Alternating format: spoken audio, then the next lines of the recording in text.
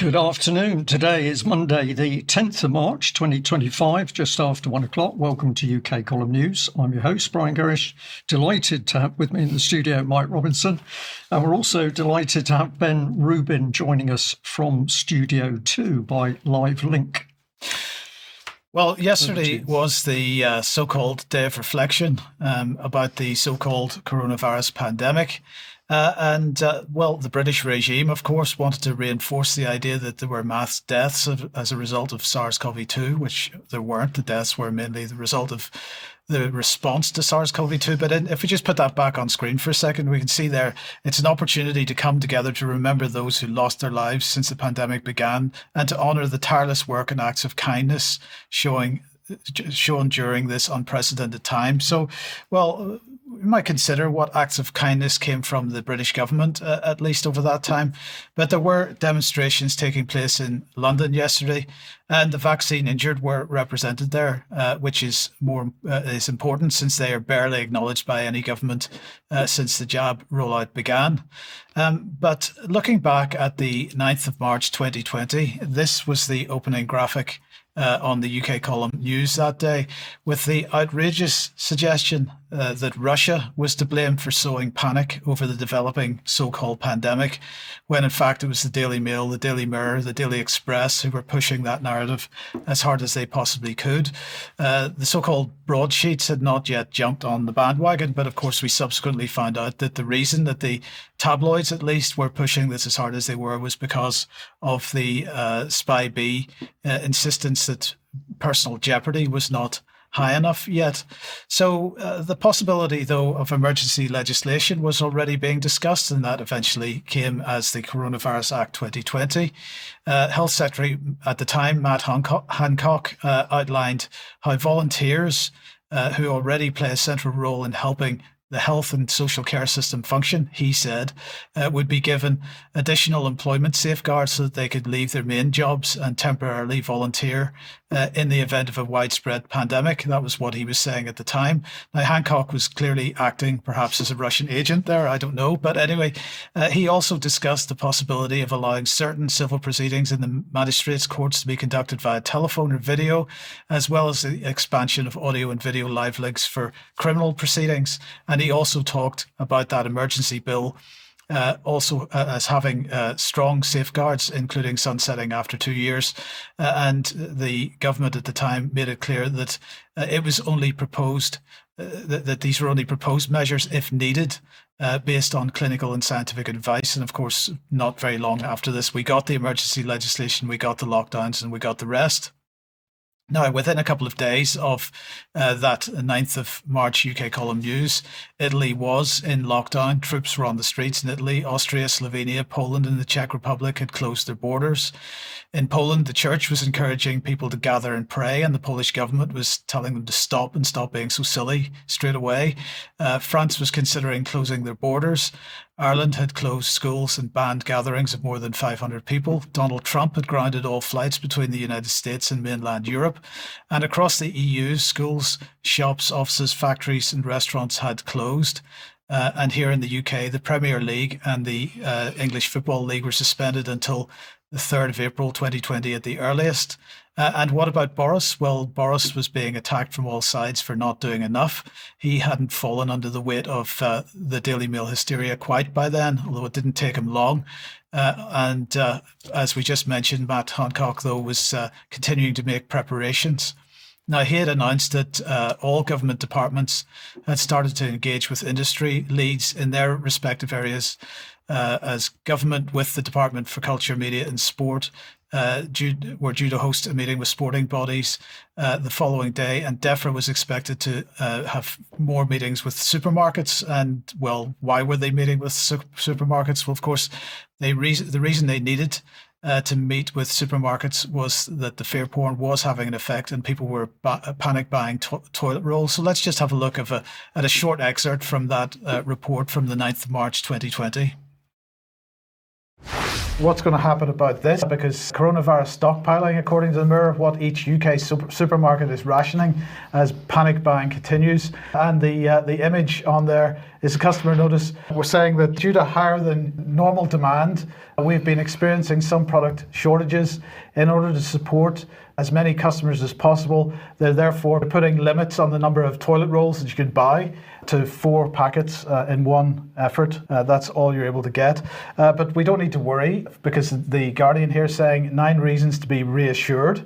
And they're saying really that the hype over this, the hysteria, is coming from social media. No criticism in this Guardian article for the Daily Mail or the Daily Express or any of the other mainstream newspapers that are pushing this in a really insane direction. But this Guardian article here, which is headlined "Coronavirus, 9 Reasons to be Reassured," gets even better, because at the end, they say this article was amended on 7th of March 2020. An earlier version wrongly stated that, quote, "a solution of ethanol, hydrogen peroxide and bleach will disinfect surfaces. It is dangerous to combine such substances." It now states correctly that a solution of ethanol, a solution of hydrogen peroxide, or a solution of bleach will disinfect surfaces. David, you seem to be losing it there, and I can quite understand why. Oh, it's just so funny. Can you explain to me, why does coronavirus mean that everyone buys toilet paper, but the beast from the east means that everyone buys bread? I mean, we were clearly having fun with that at the time, and the fun didn't disappear. But we still need to remember, I think, that in the following months and the years, as they went past it, the situation became somewhat darker as lockdowns and vaccine mandates were brought in. So I just want to end this by showing a minute or two of the video put out by Oracle Films yesterday. Let's just watch this.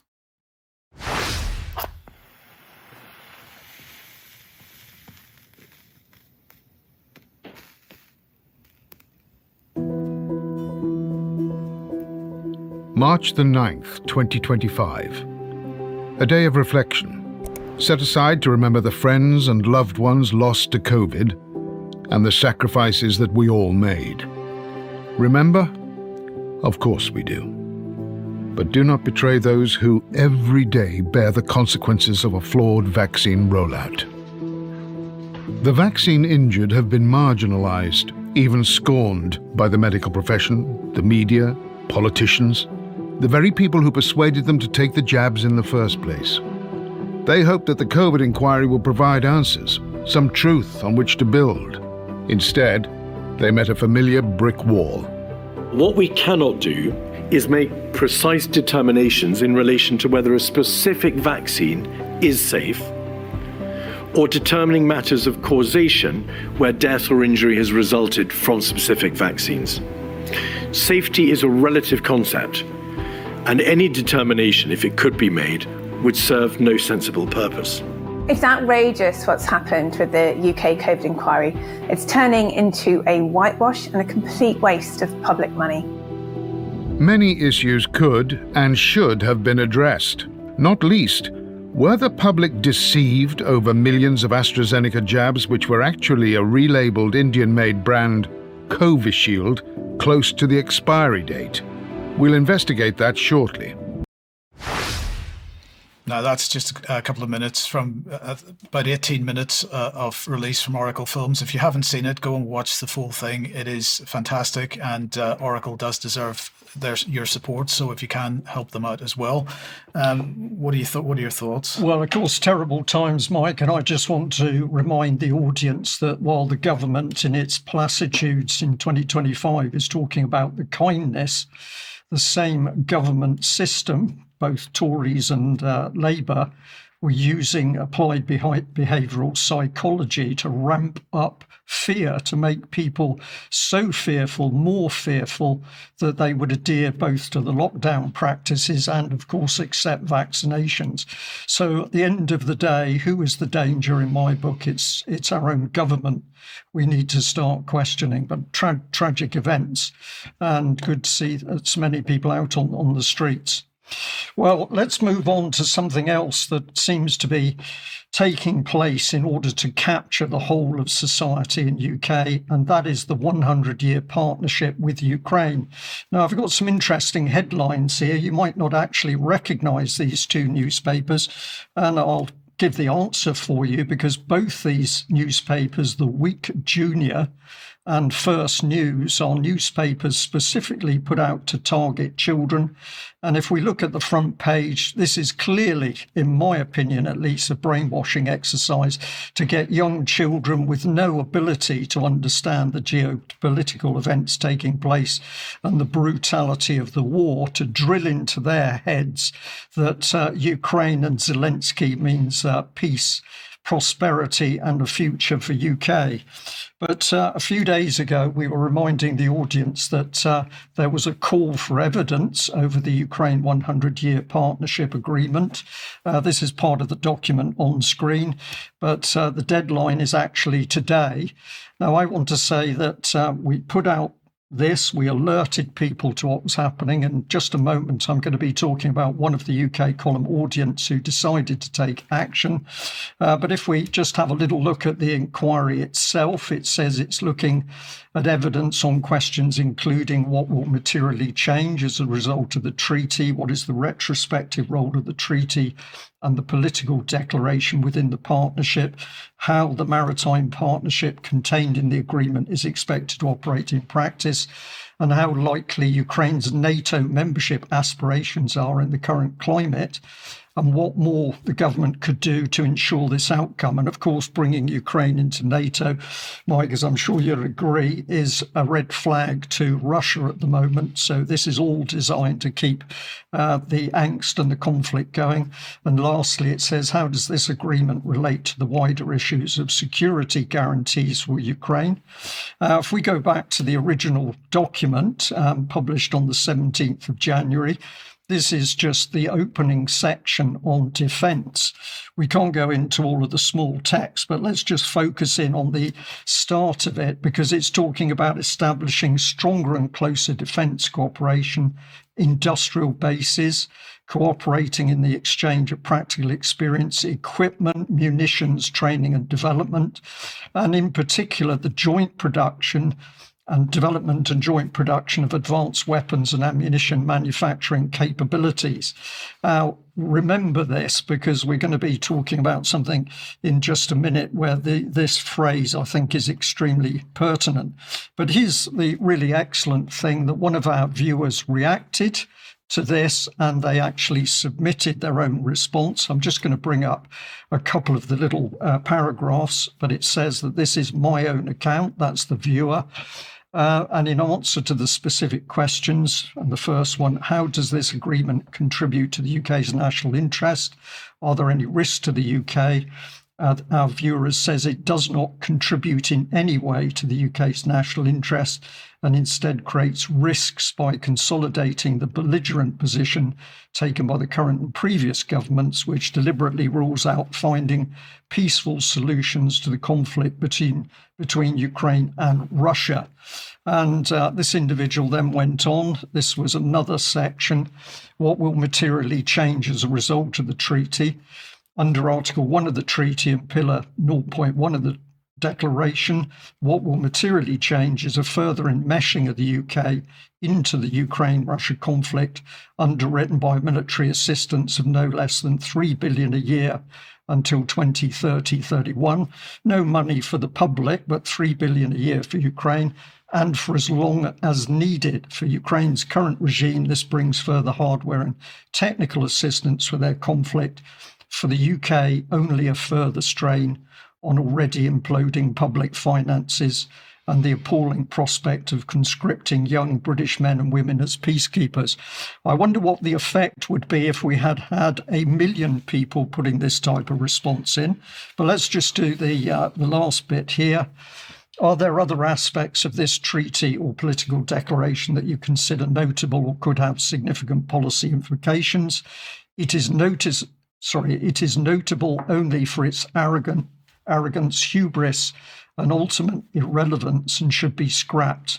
Declarations such as Article 4, claiming the parties will strengthen economic inclusivity, supporting efforts to reduce inequality, tackle poverty, and leave no one behind, ring particularly hollow at a time when ordinary citizens in both countries are struggling with the consequences of government decisions that do anything but address these issues. So I've got to say, Mike, I think this individual was absolutely spot on. There's more really good comment, but this particular person stepped up and made the response, which is the reason that we alerted people that today was the deadline. So this is very encouraging to see. But in general, we don't need 1 or 2 or 10. We need thousands of people to be challenging in this way, because it does produce immense pressure on the government. Now, we'd also like to thank another UK column viewer for a tip-off in relation to this particular defence manufacturer, MBDA. This is just part of their website, very glossy. Excellence at your side. And I was fascinated to have a person whisper in my ear that there were some very interesting things going on around this particular organisation. Now, just to give you a bit of background, this is what they have to say about themselves on their website, that they're a European, that's a very interesting expression, a European leader in the missile industry. About us, number one, it's a unique multinational European group, a world leader in the field of complex weapons systems. And MBDA and its 18,000 employees work together to support, now listen to this phrase, the national sovereignty of our home nations and their allies. Mike, I'll ask you here, a bit of a low ball, but what's your opinion of what our home nation means?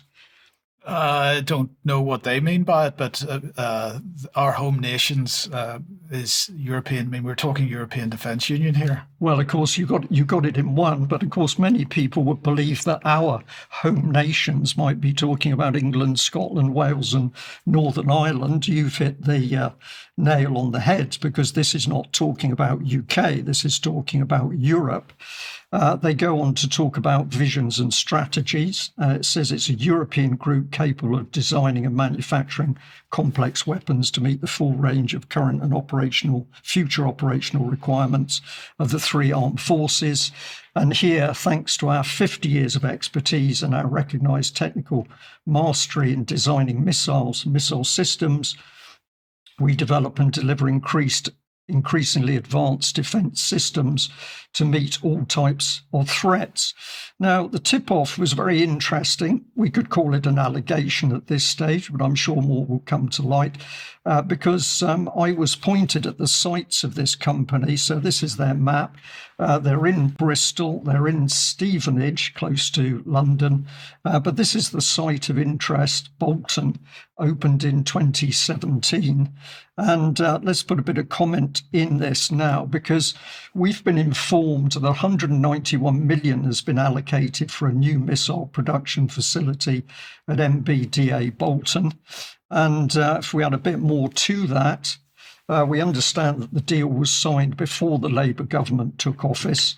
And when complete, the new unit that this money is going to facilitate will make it a major weapons manufacturing facility in the UK. Now, interestingly, the tip-off included some questions about what the potential implications of this were. And I'm going to bring these up on screen. People may have their own views. But the first point was, because of the stage at which this was signed off, that the inference was that the defence budget increases have been in the pipeline for a long time. Also, that the defence strategy is non-party political, so it doesn't really matter if there's an elections and the parties change. The defence strategy is going to continue, particularly the strategy against Russia. And number 3 here, the war conflict or threat of conflict is clearly for an extended period of time. We can see this by the amount of money being put into this facility. Number 4, and this I found particularly interesting, as with the COVID decision making, the government it's asked as a question, is the government with its politicians as facilitators? Is there something above the government which is putting this policy in place? It's certainly not the politicians bringing this forward. And the last one is that the EU Defence Union was always the end goal and has never been off the table despite political claims to the contrary. So I think some pretty astute comments there. And I just thought I'd bring this up on screen. This is Dominic Cummins, who's been posting on X or tweeting. Good to see Number 10 copying Vote Leave on 2 baby steps, whacking the corrupt aid budget, and extending the review across all security, including agencies and single intelligence accounts. The mod doesn't have the answers on espionage, cyber, but if Number 10 really wants to make huge progress, there's an easy way. This is what caught my attention. Get 5 to 10 of those who participated in the highly secret part of the 2020 review, from which Wallace, that's Ben Wallace, was totally excluded because he's such a security risk, to go through all the programs the mod and forces admitted were screwed and should be closed. After we left, these documents were shredded, and Trolley Wally stole the money for the future to keep ploughing in all the disasters like Ajax and Watchkeeper. So the mod get even more awful for 3 years. And this particular communication ends by, if a SPAD wants to do this properly, get in touch and I'll give you the names of key officials who can dish you all the mod's highly classified dirt. So there's a lot of rumour, there's a tip-off, there's allegations, Mike, but clearly we're seeing that there's a beast in the military-industrial complex, which is clearly ramping up, not defence of the nation, but an offensive capability which appears aimed at the Russians, in my opinion. The assessment of Ben Wallace is completely accurate, however. So, Ben, let's welcome you to the program and let's talk some carnage. Carnage, indeed. Carnage and drama from across the Atlantic as the red side of the Uniparty selected an obscenely rich capitalist oligarch to run the country. But don't worry, it's not Trump in America. It's Carney in Canada. And Mark Carney, the former central banker, is going to be only the second prime minister in Canadian history without a seat in Parliament. He's been installed. Let's see the election results coming in Ottawa last night. In first place, the next Prime Minister of Canada, Mark Carney, with 131,674 votes, resulting in 29,457 allocated points, representing 85.9% of the vote.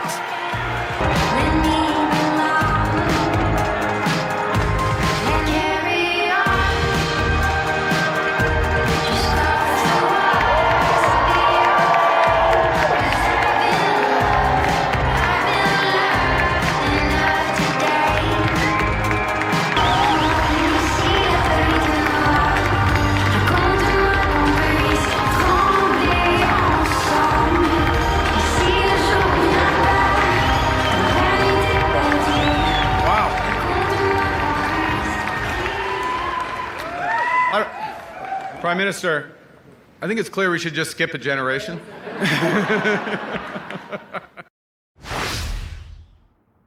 So Trudeau's out, thankfully, but Carney's in, out of the frying pan and into the fire, as they say. He won a landslide, a Liberal landslide. He's been voted for by the party. He won 85% of the vote. But who is he? So he's been presented as an outsider, certainly a political outsider, but he couldn't be more establishment if he tried, actually. Let's have a little look at his background here. So comes from a political family. His father, Bob Carney, ran as a Liberal candidate, but lost to the Progressive Conservatives, whatever that means.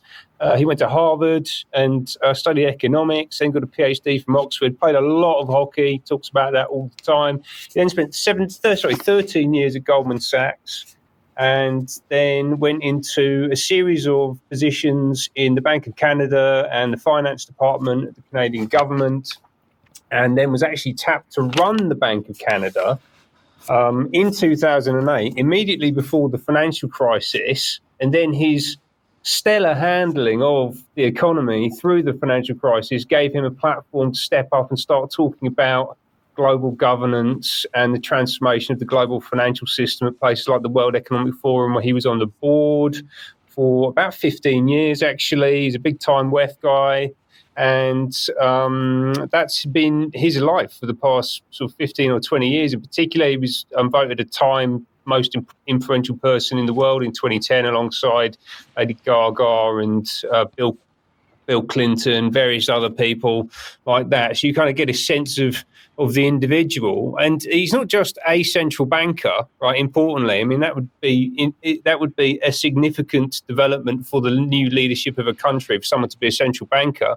But until yesterday, he was the president of the Group of 30, right? So this is the oversight board for the global financial system. They basically provide governance to the Bank of International Settlements. You can see him in the front row of this image here. They've actually already taken him off the members page of their website, interestingly. It's probably a good idea. And he's still highly influential across the private sector as well. So he's an independent director at Stripe. Stripe's become basically the de facto global payment platform. It runs digital payments across the whole of the internet. I believe UK Column use it, Substack use it. It's used absolutely everywhere. And that gives him a huge amount of visibility over trade flows online, right? I mean, this guy's really ensconced in the top levels of the banking system. He's a Bilderberger. He's actually listed still as a former member on the Bilderberg website. He's a close friend and confidant of Linda Rothschild. We can see him squiring her around the Vatican here when they went to meet the Pope a couple of years ago. And he's extremely opinionated on issues like net zero. We will not get to net zero in a niche. It requires a whole economy transition, right? So this is the big global economic transition that we talk about a lot. He's absolutely front and center in this. And he's absolutely adamant that companies that don't adapt, including companies in the financial system, will go bankrupt without question if they don't adhere to net zero policies. So this is an astonishing guy to be put into a leadership position of a country like Canada. And I would just say that they're just really not hiding it anymore. Indeed, they're not. I was lost for words as you were going through that, Ben, and just thinking incredible that we've now got the full power of the banks absolutely controlling anything, everything, and anything in one particular country. How could they have done it in Canada? I don't know. Let's move on. A big thank you to everybody supporting UK Column. And if you like what we're doing, then please support us. There are a number of ways of doing it. You can make a donation. You can take out a monthly membership or an annual, or you can take out a lifetime membership. And thank you very much to the people who've had the confidence to do that. We certainly appreciate it. If you haven't been there or haven't been there for a while, have a look at the UK Column shop, because a purchase also helps what we do.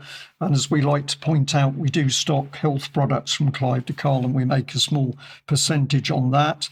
But the key thing to remember is what we're putting out in the news is there freely available for people to share.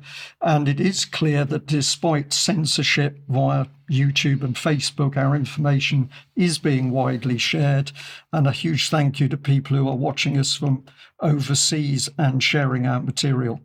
Now, I'd also like to say that UK Column on location in Cheltenham is shaping up very nicely. We've talked about the speakers, of course, over the last few weeks: Catherine Gunn, Alex Thompson, Patrick Henningsen, Raja Mir.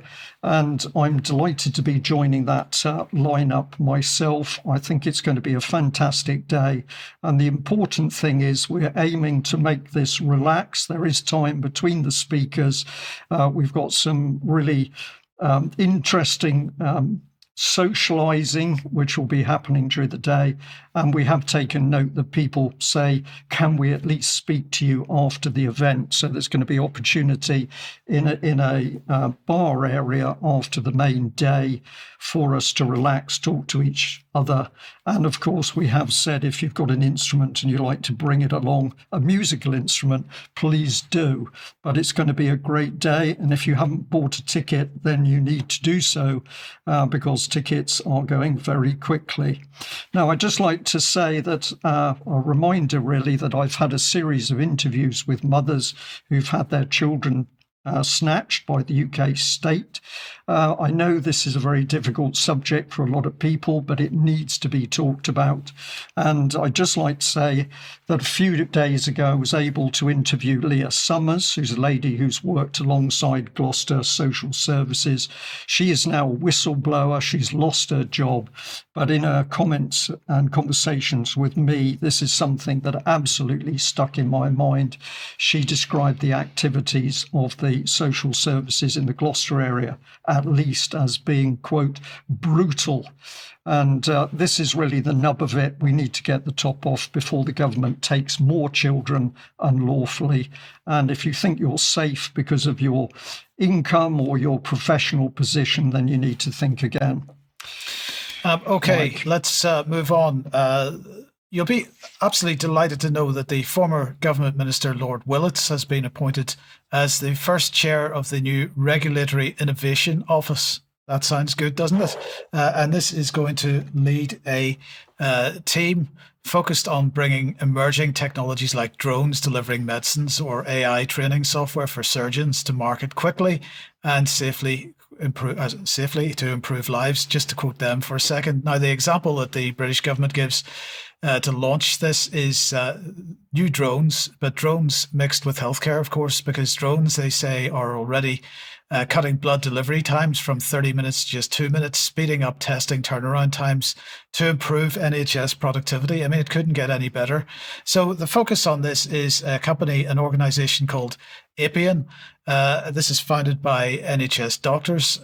They work with global drone company Wing to fly blood samples from Guy's Hospital to Synovus Lab in St Thomas Hospital for urgent testing. And this rapid turnaround, they say, this service supports some of their most vulnerable patients, ensuring they have the best possible care.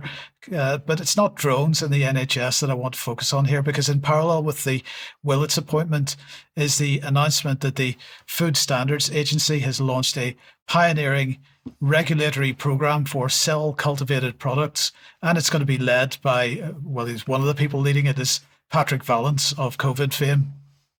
So what are we talking about here? Well, they're calling it food, which is not a word that I would apply to it, but nonetheless, as you can see on screen here at the moment, they're saying this is a new sandbox program funded by the Department for Science, Innovation and Technology's Engineering Biology Sandbox Fund, which will make sure cell-cultivated products are safe for consumers before they're sold, while supporting innovation in the sector. So this is very much the MHRA model, convincing us all that it's safe to eat lab-grown meat and other lab-grown materials, while at the same time making sure that they reinforce the industry as it develops. It's not going to be a regulator, in other words. So this is going to be a 2-year development program. And so that's how long you've got if you're going to campaign on the issue. It's going to be in collaboration with various academic bodies, the cell-cultivated products industry and trade organizations. And their aim is to gather rigorous scientific evidence, where have we heard this before, about cell-cultivated products and how they're made, and to inform how the Food Standards Agency and the Food Standards Scotland regulate these products. Now, today, the Food Standards Agency has announced that 8 of these companies have been selected to participate in the program. But don't worry, the participants were selected through a rigorous selection process and represent the diverse international range of technologies, processes and ingredients used in CCP products. It couldn't get better. Now, the businesses participating in this are Hoxton Farms UK, Blue Nalu, which is from the United States, Mosa Meat from the Netherlands, Gourmet from France, Rosalind Technologies, also from the UK, Uncommon Bio from the UK, Vital Meat from France, and Vow from Australia, and as well as they're also working with. As well as working with the industry, they're also going to be working with academic partners, including the Cellular Agriculture Manufacturing Hub, led by the University of Bath, the National Alternative Protein Innovation Centre, and the Bezos Centre for Sustainable Protein. The trade bodies who are going to be represented are the Good Food Institute Europe and the Alternative Proteins Association. So, Ben, I don't know what your thoughts on this, but I can't imagine where it could possibly go wrong. Absolutely nothing good can come from a program such as what you just described. The sandbox bit, that's terrifying, right? So the sandbox is basically, it's literally like a children's sandbox, so they can get in and they can play and they can make shapes and do, have a bit of a mess around with stuff. That's literally what they mean, and it'll be a regulatory and a technology sandbox in order to help them think through all the potential blockers to actually making it happen. They'll just push them all out of the way and then they'll roll that thing out into society.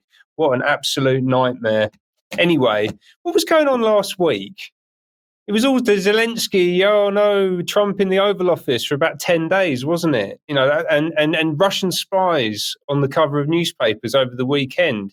But that's not actually what was going on last week at all. This was going on last week, amongst other things, the inaugural UK-Ireland summit.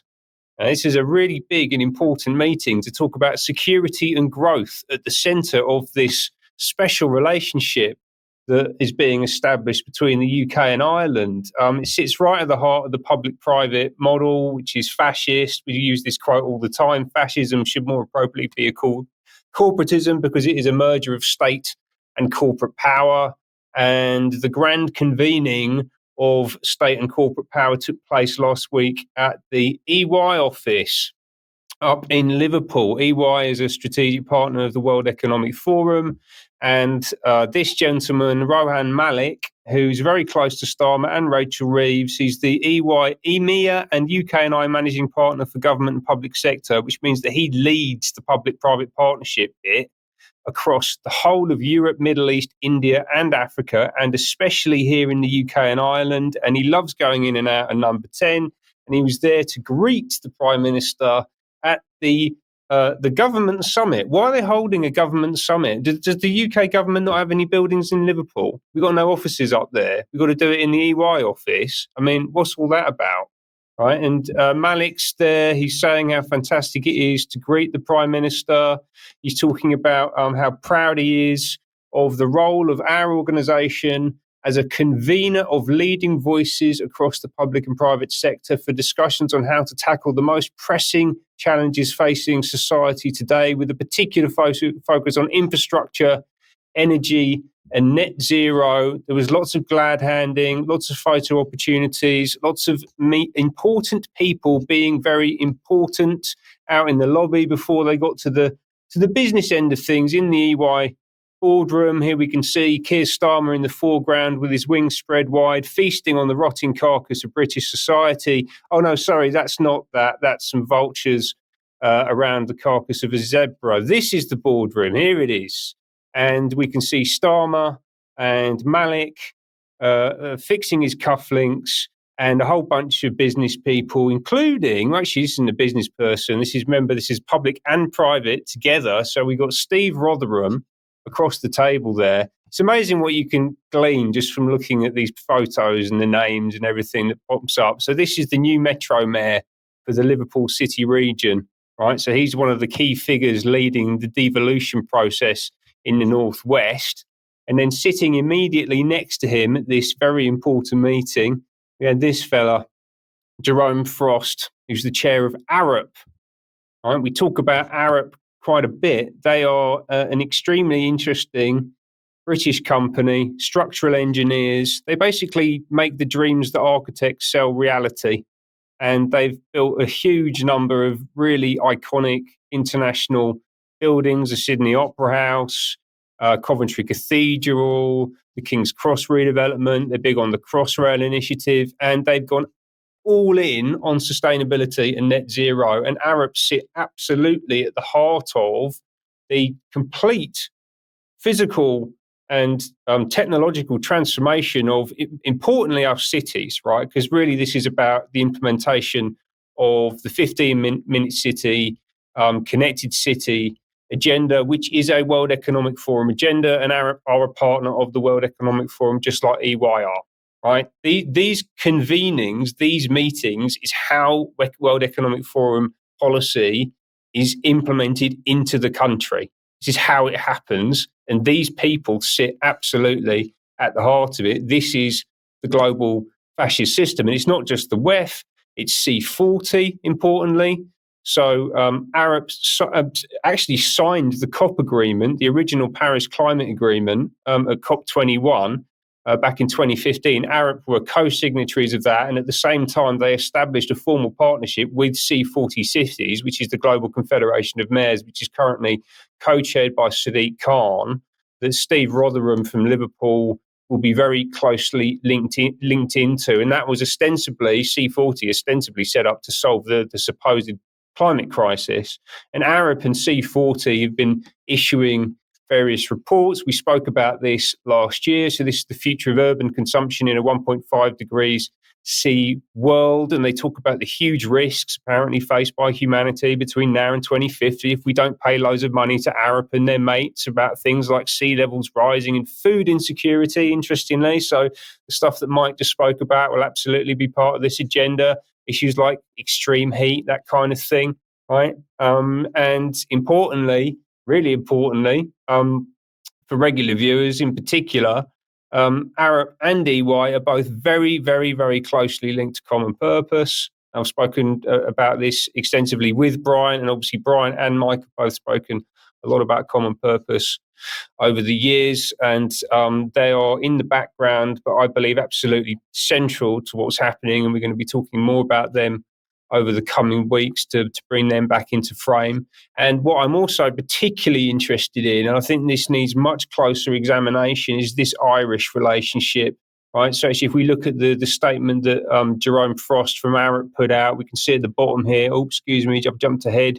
We can see it's great to see the UK and Ireland partnerships being forged for the future. And Ireland, as people will be well aware, is going into absolute meltdown at the moment. I would say that it is far in advance of where they probably want to get the UK to be. And there's we're entering extremely dangerous territory in Ireland and also in this country based on the direction of travel that these people have been taking us down. And Starmer in particular has got an extremely close relationship with Ireland. He's very interested in it. He spends a lot of time there. He has a real cultural affinity for it. And apparently he's the most Irish Englishman here, according to an Irish newspaper. And both he and Sue Gray and Morgan McSweeney and Matt Doyle and many other people in the current administration have got links into Ireland. I think it's important for us to look at that and understand what the implications are for the rest of the UK. Ben, thank you very much for that. Well, perhaps Ireland should be grateful they haven't been locked into a 100-year partnership with Keir Starmer and his mates, but maybe that's for another discussion. But while all this goes on, what about King Charles? Because, of course, he's fully in bed with everything from the World Economic Forum to these huge global corporations that are the builders, the enablers of the World Economic Forum policy. What has he been up to? Well, let's have a look at the important things he'd like to communicate to the ordinary people, the little people. So here's BBC. The King reveals his playlist from Marley to Kylie. This is the important headline that you should remember, and he's there at his desk with an on-air sign.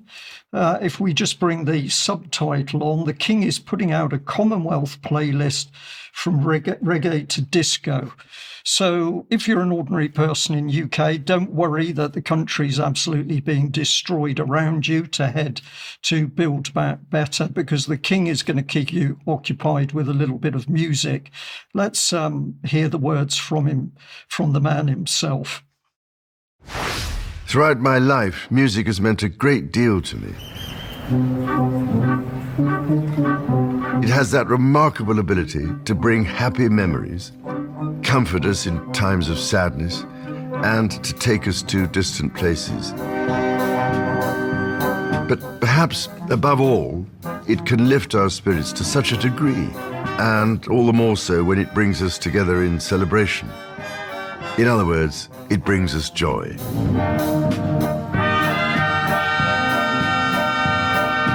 So this is what I particularly wanted to share with you. Songs which have brought me joy. This seemed such an interesting and innovative way to celebrate this year's Commonwealth Day. Thank you for listening. I wish you all every possible blessing. So apologies for that. I know you were struggling there, Mike, as that played out. I do find that really was an absolutely obscene clip from the King. I mean, at the end of the day, what is this man talking about as he sits there surrounded by his enormous wealth? Music brings him joy, well, maybe, but what about the suffering of the people, not only in the United Kingdom, but worldwide, that he could do something about if he were not spending all of his time on building a new world with the World Economic Forum and those global corporations. And then whilst he can get on a world stage to engage with the World Economic Forum or President Zelensky or travel to America to try and influence President Trump, the King can play his music. But meanwhile, he's been pushing out his Commonwealth message in these uncertain times where it's all too easy to believe that our differences are problems instead of a source of strength and an opportunity for learning. The Commonwealth's remarkable collection of nations and peoples come together in the spirit of support and, crucially, friendship. Now, remember that King Charles is using the Commonwealth and its billions of people within the Commonwealth as a power base to help push through his political agenda in line with the World Economic Forum. And in our Green King series, you're going to learn more about this.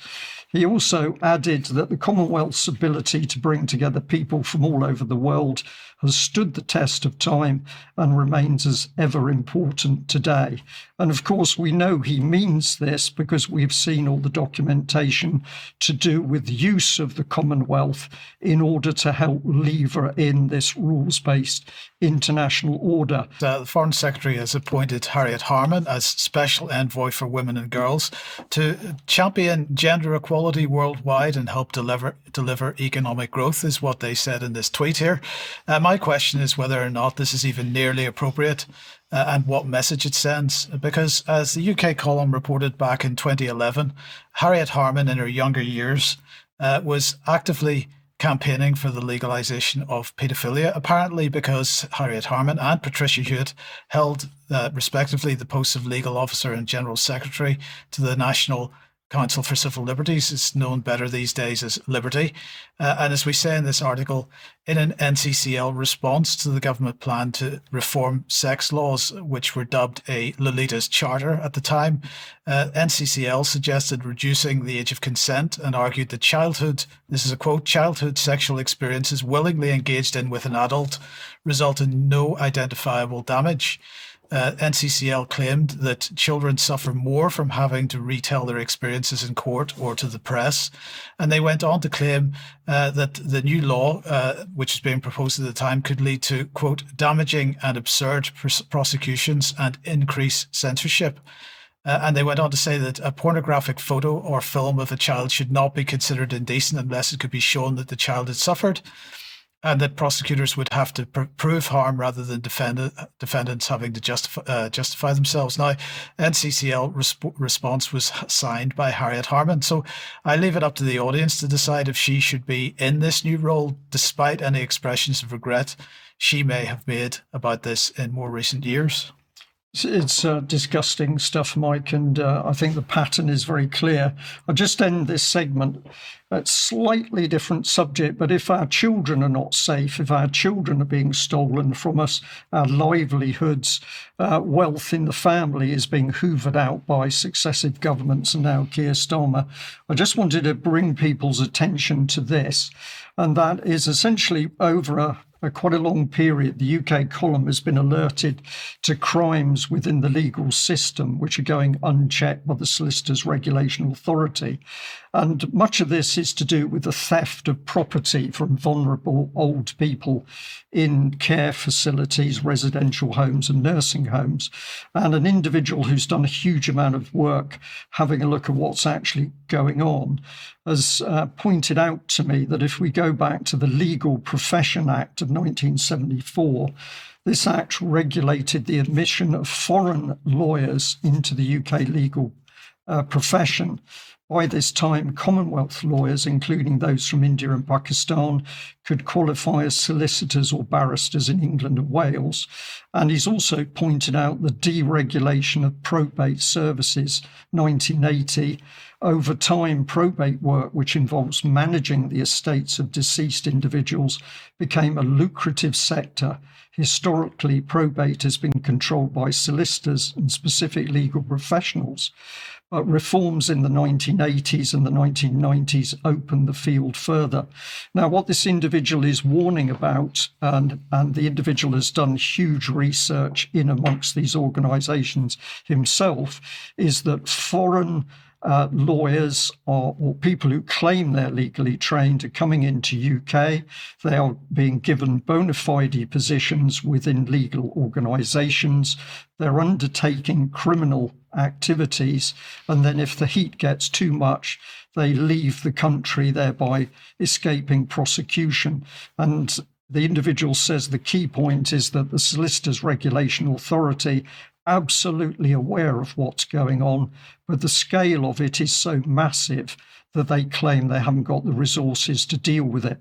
So we're not pointing a finger particularly at those who've come in from India or Pakistan.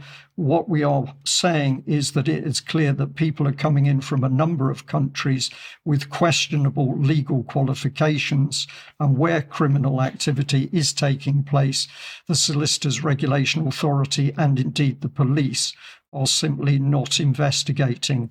Children not safe, property not safe, old people not safe. Indeed. Now, Ben, let's move on to hubris. Not just hubris, Mike, although hubris will figure front and centre. Hubris, meaning overbearing pride or presumption or arrogance, accompanied by misandry, which is hatred of men. And we're going to have a little bit of, dare I describe it as fun in this last segment? Maybe, we'll find out. And we're going to centre it on this image to start with, which is the School of Athens by Raphael. It's been described as his masterpiece and the perfect embodiment of the classical spirit of the Renaissance. It brings together some of the greatest thinkers of antiquity in one image, but there's a problem. There's not enough women in it. So one brave group of ladies decided to do something about it. Let's find out. We almost couldn't get anything that was more the pinnacle of the canon of art history than this. The original painting is set in classical ancient Greece with 50 men in it, including Plato and Aristotle and, Pythagoras and people like that. And we just thought the thing that's incredibly missing from this image is women. We are in the museum building at Trinity, and we are here to try and recreate Raphael's School of Athens fresco image. So I think it's going to be fun getting everyone up in togas, and they're going to recreate it here. Let's put the focus on women, let's celebrate women, let's have women supporting women, and move out of the way, guys. So Trinity College is like the classical embodiment of academia in Ireland.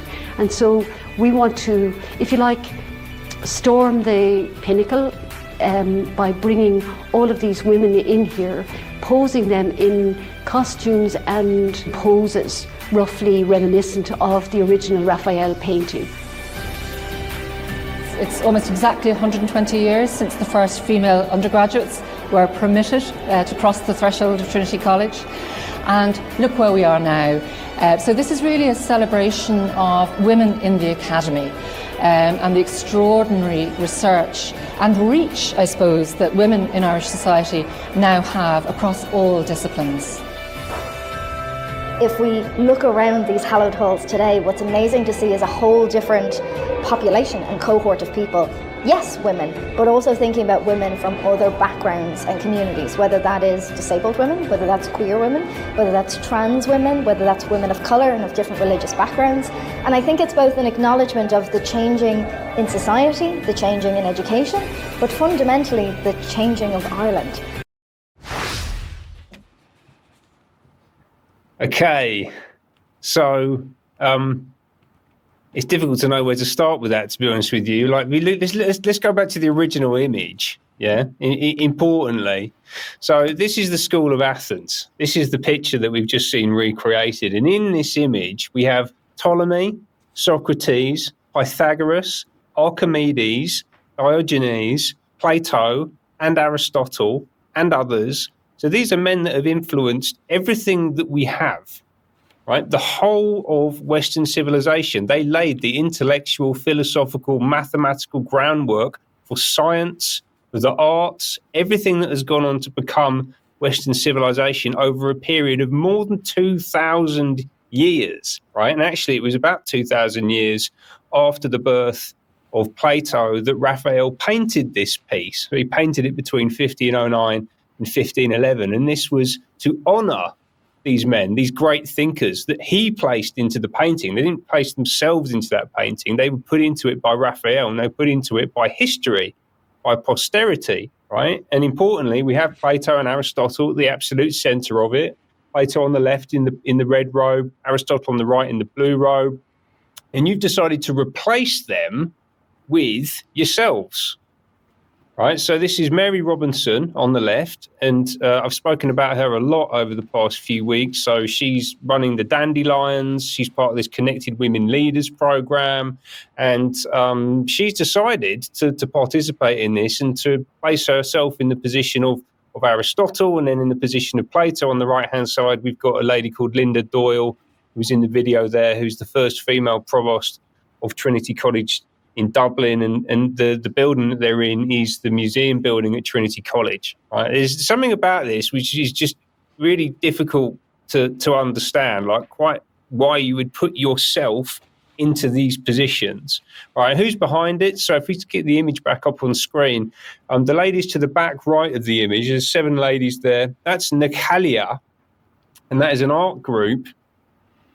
Nekalia. I've definitely said that wrong. I had some coaching from Alex Thompson on how to say it, and I think I've completely messed it up. So I'm sorry, Alex. But that basically means the witches. Right? So we've got an art group called the Witches who've decided to construct this thing, and they've replaced all of these great thinkers of antiquity with a bunch of their mates, basically. Right? So if you look in this picture, and we'll put a link to the website, so you go and have a look at it.